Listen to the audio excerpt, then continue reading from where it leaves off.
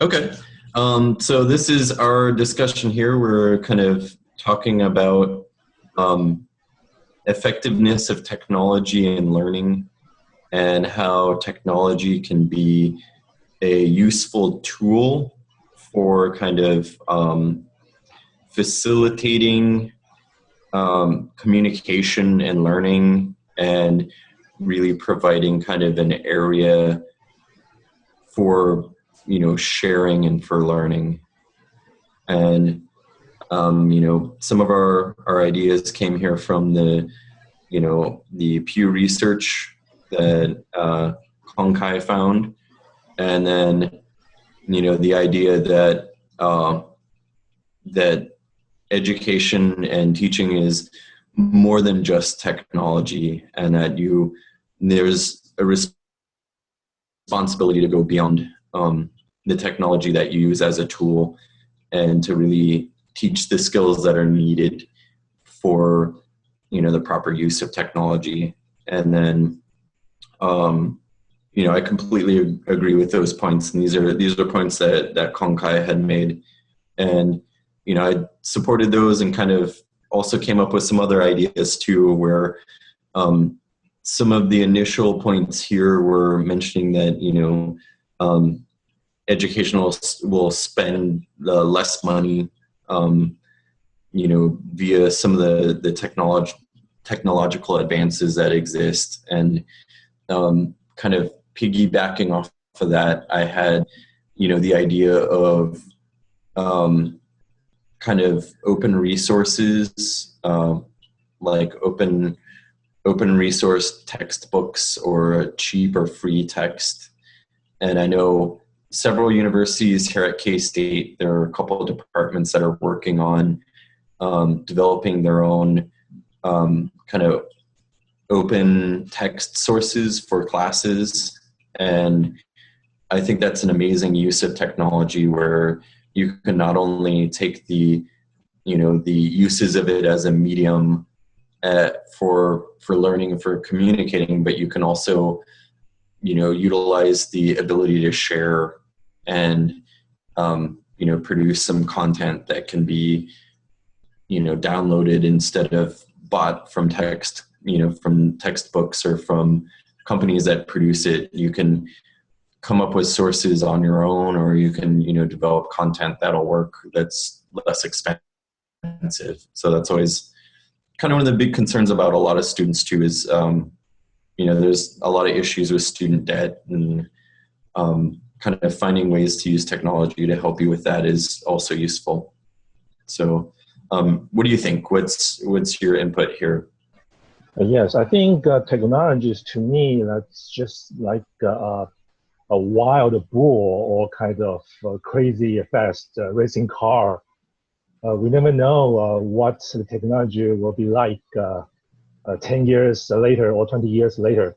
So I think it's very difficult for us to kind of foresee what the technology will be really is in the daily practice in our classroom. So, but the bottom line is that I believe we should have some kind of basic principle regarding how to use technologies in our classroom for learning and instructional opportunities. And I think some principle can be summarized, but the first of all is access. The new technology must allow students and instructors to access different content and different informations. For example, the distance learning that we are using right now is the best example of how technologies can be integrated into the instructional purpose. And the second is that, as I mentioned in my text, that the technologies must allow the students to communicate and collaborate with each others, no matter what. And most important of all, technologies should promote the usage of higher order thinking skills, no matter what kind of situations or scenarios that the students put within the context for the favorable subject matters or the content to analyze, to evaluate, and to create. I think these are the bottom line principles that technologies, regarding technologies, how can technology can be used in classroom and for learning purposes. And what's your thoughts, Ryan? Yeah, I would agree with you on that too. It seems like there is kind of that Wild West mentality of Right.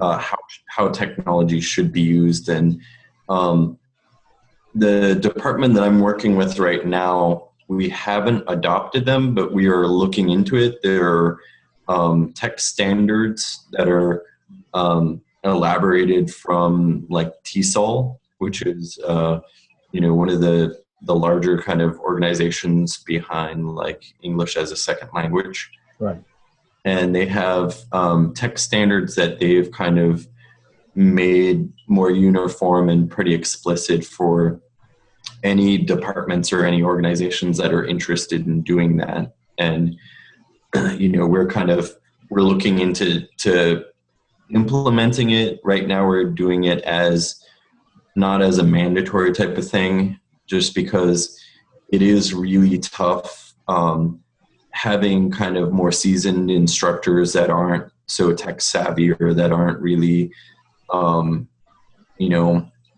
familiar or comfortable with technology, and having it feel to them like they have to jump in all of a sudden and get to a certain level of competence with it as a part of their job.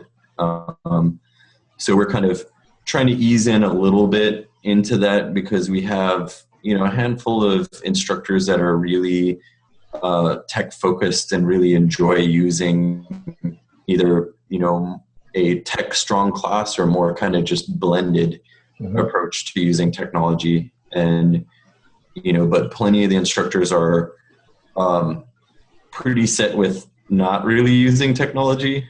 And this semester it's been really hard because K-State just transitioned officially into using Canvas as their operating system. And a lot of the instructors are having difficulty transitioning into Canvas, and ones that have gotten pretty comfortable using K-State Classic. So it's kind of interesting seeing the transition there, but at the same time, it's really kind of an eye-opener for tech standards and trying to figure out, what works, what would be good as, on whole with like a department. So sure, it's definitely, it's interesting. It's kind of touch and go here and there, but I don't know. Is that anything that you see in your area? I think, well said, Ryan. I think for my part, it seems to me that the technologies, for example, the Defense Language Institute, where I live in Monterey, California, all students here, they have government issued iPad and Apple laptop, every single one of them. So they are pretty much having all the possible technologies available right now, the best of the technologies available to them. So, but also the standards set for them, for their learnings are also very high. And they will be kicked out of the program if they fail to meet a very high standard of requirements. So that's a kind of give and take. And since they have the best, they are required to meet the highest standards possible, so they can deliver in their mission. But the things I must repeat is that I totally agree with you, and you are saying as well as the authors of our textbook, that what really matters is the teachers' capacity and skills, how we can master the skills to kind of control and use the technologies available, whether it's now or in 20 years later, the new technologies yet to come, and kind of out of our comprehension right now. So as the author said, that the teacher always will be more important than technology. Hmm. I would definitely agree. I mean, it seems there are some technologies that exist that are more there for kind of gimmicky purposes, just kind of like this is new for the sake of newness. But then there are also tools that are really helpful that can be utilized if a teacher knows how to use them. And, if they can teach the skill of using these tools to students, then the students will benefit greatly from it. But it always takes some sort of effort, on both the teacher's part and the student's part. And, as much as we'd like to see technology, do things for us, when it comes to learning and understanding, there's always going to be that human element that is necessary. Exactly.